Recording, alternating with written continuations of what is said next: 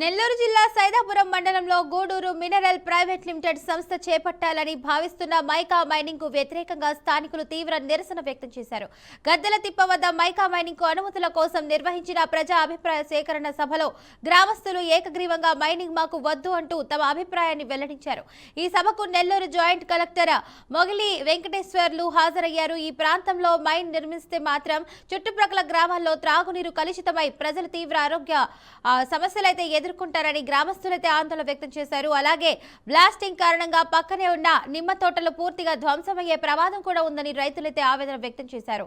తమ జీవనాధారం పర్యావరణం దెబ్బతింటాయని పేర్కొంటూ గూడూరు మినరల్ ప్రైవేట్ లిమిటెడ్ కు అయితే ఇచ్చినటువంటి అనుమతులను వెంటనే రద్దు చేయాలని గ్రామస్తులైతే జాయింట్ కలెక్టర్ను వేడుకున్నారు.